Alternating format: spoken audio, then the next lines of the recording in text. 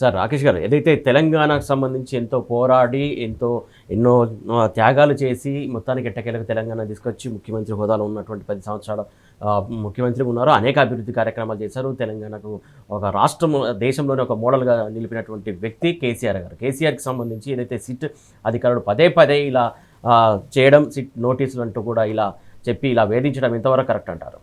తెలంగాణ జాతిపిత, తెలంగాణ సాధకుడు, తెలంగాణ తొలి ముఖ్యమంత్రి గౌరవనీయులైనటువంటి కేసీఆర్ గారికి నోటీసులు ఇవ్వడం అనేది అనైతికం. ఇది రాజకీయ కక్ష సాధింపులో భాగంగానే ఇది చేయడం జరుగుతుందని స్పష్టంగా కనిపిస్తుంది. నెంబర్ 1. నెంబర్ 2 వచ్చేసి తెలంగాణ అనేది ఒక ఆకాంక్ష, తెలంగాణ అనేది ఒక సాధన. దాన్ని తట్టి లేపినటువంటి ఒక రాజయోగి కేసీఆర్ గారు. ఎందుకంటే మాలాంటి యువకులందరినీ కూడా తెలంగాణ ఉద్యమంలో మమేకం చేసి, ఎందుకంటే ఏ పోరాటం కానీ ఒక నాయకుడు ఉంటేనే నాయకత్వంతో సాధ్యమవుతుంది.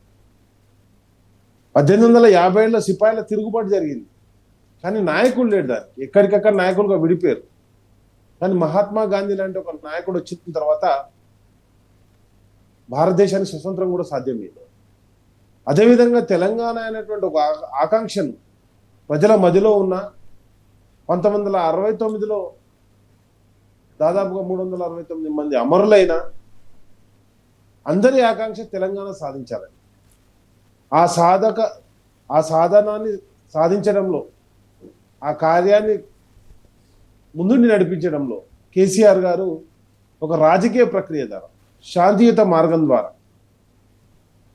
ఏదైతే ఆ రోజు మహాత్మా గాంధీ అనుకున్నటువంటి ఉప్పు సత్యాగ్రహం కావచ్చు, దండి పాదయాత్ర కావచ్చు, లేదా చాలా ఏవైతే క్విట్ ఇండియా ఉద్యమం కావచ్చు, అట్లా చాలా అంశాలను స్వతంత్ర సమరంలో పోరాటం చేసినటువంటి అంశాలన్నింటినీ ఆకలింపు చేసుకొని వాటన్నిటినీ కూడా ఈ తెలంగాణ ప్రజాస్వామ్యానికి అద్ది.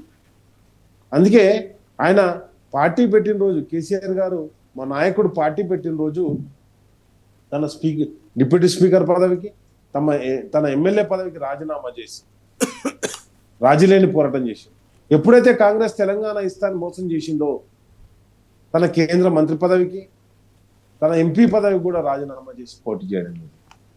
మరొకసారి 2008లో మళ్ళీ రాజీనామా చేయడం, నిరంతరం రాజీనామా చేయడం, రాజీలేని పోరాటం చేయడం, 2010లో రాజీనామా చేయడం. అంటే ఏ విధంగానైనా తెలంగాణ సాధించుకోవాలని ప్రజాస్వామ్య ప్రక్రియ ద్వారా సాధించుకోవడం. ఈరోజు కేసీఆర్ను కక్ష సాధిస్తున్నాను అనుకుంటుంది కాదు, కేసీఆర్ కాదు, తెలంగాణ సమాజం మొత్తం మీద కక్ష కట్టింది కాంగ్రెస్ పార్టీ. ఆ రోజు 1200 మంది అమరులు కావడానికి కారణమైనటువంటి కాంగ్రెస్ పార్టీ ఈరోజు మరొకసారి కేసీఆర్ గారిని వేధింపులకు గురి చేయడం ద్వారా అంటే ఈ తెలంగాణ రాష్ట్రాన్ని సాధించినటువంటి సాధకుని వేధిస్తుంది. ఆ రోజు గాడ్సే కాల్చి చంపిండు, ఈరోజు నిరంతరం కాలుస్తున్నటువంటి ఈ కాంగ్రెస్ ప్రభుత్వం గాంధీ ప్రభుత్వం కాదు, ఇది గాడ్సే ప్రభుత్వం. కాబట్టి కేసీఆర్ మీద అసలు కేసీఆర్ మీద ఎట్లా కేసు పెడతారు? అసలు ఆయన దానికి కిందికి ఎట్లా వస్తాడు? గవర్నర్ దగ్గర రాజ్యాంగం మీద ప్రమాణం చేసి, అంటే నిరంతరం టెలిఫోన్ ట్యాపింగ్ అనేది జరుగుతుందని కేంద్ర ప్రభుత్వాలకు తెలుసు, రాష్ట్ర ప్రభుత్వాలకు తెలుసు. ఎందుకంటే ఎప్పటికప్పుడు దానికి ఎవరైతే రాష్ట్ర ప్రభుత్వం బాధ్యత కాదు కదా, దానికి ఎవరు బాధ్యులు? ఇన్ఫర్మేషన్ తీసుకునే వాళ్ళే ప్రైమ్ మినిస్టర్ కావచ్చు, హోమ్ మినిస్టర్ కావచ్చు, లేదా సీఎం కావచ్చు, లేకపోతే ఇంకేదైనా కావచ్చు. ఓన్లీ ఇన్ఫర్మేషన్ తీసుకుంటారు. అదే కేసీఆర్ గారు స్పష్టంగా చెప్పారు. ఒక ముఖ్యమంత్రిగా ఉన్నప్పుడు వివిధ అంశాల్లో జరుగుతున్నటువంటి అంశాలను ప్రతిరోజు కూడా ఇంటెలిజెన్స్ చీఫ్ వచ్చి బ్రీఫ్ చేయడం జరుగుతుంది. ఆ బ్రీఫ్ చేసేటువంటి ఇన్ఫర్మేషన్ తీసుకుంటాం తప్పితే సోర్స్ ఏంటి అని ఎవరు అడగం. ఈరోజు ముఖ్యమంత్రి చేయట్లేదా? మీరు నేను కాదు, వాళ్ళ మంత్రివర్గం సభ్యులే చెప్పింది మా ఫోన్లన్నీ ట్యాప్ అవుతున్నాయని చెప్పేసి. కాబట్టి ఎన్ని అంశాలు వాళ్ళకి తెలిసి కూడా వేధింపులకు గురి చేయాలని అసెంబ్లీలో ఏదైతే చెప్పిండో, ఈ రాష్ట్ర ముఖ్యమంత్రిగా ఉన్నటువంటి రేవంత్ రెడ్డి నన్ను వేధించారు, నేను వేధించింది ఓటుకు నోటు కేసులో పట్టుపడ్డప్పుడు, ముద్దాయిగా పట్టుపడ్డప్పుడు, నిన్ను అరెస్ట్ చేసిన దానికి, నువ్వు అక్రమ మార్గాల్లో అంటే ప్రవేశిని దెబ్బతీసినప్పుడు ఇళ్లకు డ్రోన్లు ఎగరేసి అరెస్ట్ చేసి తప్పితే నువ్వు ప్రభుత్వంలో పనిచేసినామనో, లేకపోతే నువ్వు గత ప్రభుత్వంలో ఎంపీగా ఉన్నప్పుడు, ఎమ్మెల్యేగా ఉన్నప్పుడు నిధుల దుర్వినియోగం చేసినామనో కాదు కదా. కాబట్టి ఆ కక్షను ఈ విధంగా తీర్చుకునేటువంటి ఒక కుట్ర ఏదైతే చేస్తుండో తప్పకుండా దాని తెలంగాణ సమాజం మొత్తం గమనించడం జరుగుతుంది. కానీ మా కేటీఆర్ గారు చెప్పారు ఈటీకే జవాబు పత్తర్సే దేంగే అని చెప్పేసి. గతంలో ఏ రోజు కూడా మేము 10 సంవత్సరాల్లో కేసీఆర్ గారి ఆధ్వర్యంలో ప్రభుత్వం రాజకీయ వేధింపులకు గురి చేయలేదు.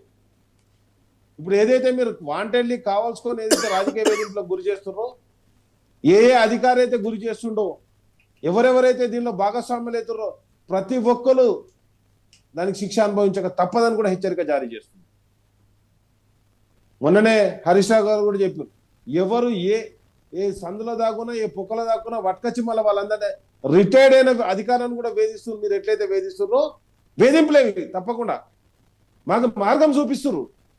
మేము ఏ రోజు కూడా ఎవరిని వేధించాలని రాజకీయ కక్ష సాధింపు కావచ్చు, ఏ అధికారి కూడా ఒక్కరు కూడా దానికి బాధ్యుడు బలి కావద్దని చెప్పేసి 10 సంవత్సరాలు చాలా జాగ్రత్తగా పరిపాలన కొనసాగించారు. నీ ఓటుకు నోటు కేసు డైరెక్ట్ పట్టుబడితే దాని మీద నీకు వేధింపులు గురి చేసినామా, చక్కగా తీసుకుపోయినాం, కోర్టులో పెట్టాం, కోర్టులో కేసు నడుస్తాను. కానీ మీరు ఏదైతే కుట్రపూరితంగా ఈరోజు చర్యలకు పాల్పడుతున్నారో తప్పకుండా ప్రతి బీఆర్ఎస్ కార్యకర్త కూడా సిద్ధమవుతాడు. ఈరోజు గ్రామాలలో వేధింపులకు గురి చేయడం అంతేందుకండి. మున్సిపల్ ఎలక్షన్లు జరుగుతున్న క్రమంలో కరెక్ట్గా మాకు మున్సిపల్ ఎలక్షన్లు వస్తే రాష్ట్రం మొత్తం మున్సిపల్ ఎలక్షన్ కోడ్ ఉంటుంది. ఈ కోడ్ టైంలో మా రాష్ట్ర అధ్యక్షునికి ఎట్లా ఇస్తారు? ఆయన అందరికి ఏ ఫామ్స్ ఇవ్వాలి, బి ఫామ్లు ఇవ్వాలి, ఆయన పనిలో ఆయన ఉంటే నువ్వు నోటీసులు ఎట్లా ఇస్తావు? అసలు ఏం అధికారులకేం ఇంగిత జ్ఞానం లేదా? ఎట్లా ఇస్తారు నోటీసులు? ఎలక్షన్ టైంలో ఇవ్వచ్చా ఒక పార్టీ అధ్యక్షునికి? పార్టీ అధ్యక్షుడిని అంటే మా ఎలక్షన్లు కూడా పాల్గొనకుండా రిస్ట్రిక్ట్ చేయాలని ఎప్పుడు భయపడలేదండి. కేసీఆర్ అంటే ఏ రోజు కూడా భయపడలే. కేసీఆర్ అంటే ఆయన మా ముందుండి నడిపించినటువంటి నాయకుడు. ఆయన వెనుక లక్షలాది మంది కార్యకర్తలను సిద్ధంగా ఉన్నాం. ఆయన ఒక్క పిలుపునిస్తే ఈరోజు శాంతి భద్రత కాదా, పాలన కూడా కొనసాగదని చెప్పేసి హెచ్చరిక జారీ చేస్తున్నాం. నేనేమంటున్నానంటే కేసీఆర్ గారిని ముట్టుకోవడం అంటే సరే, మీరు ఆయన కూడా ఏ రోజు కూడా చట్టానికి అతీతంగా మాట్లాడలే.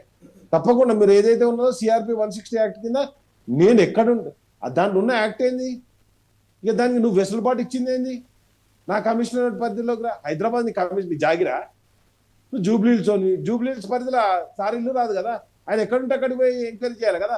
మరి దాన్ని నీ దగ్గర రమ్మని చెప్పడైంది? ఆయన సిఆర్పి అనేది భారత సంహిత యాక్ట్ వచ్చిన తర్వాత సిఆర్పి కింద ఎట్లా నోటీసులు ఇస్తావు? అంటే భారతదేశం చేసినటువంటి యాక్ట్ అని కూడా ఒప్పుకుంటలేవా? కాంగ్రెస్ పార్టీ ఉన్నది కాబట్టి మేము చేసిన యాక్ట్లో ఒప్పుకుంటాం, బ్రిటిష్ యాక్ట్లో ఒప్పుకుంటామని చెప్తురా? ఏం చెప్తున్నారు అసలు మీరు?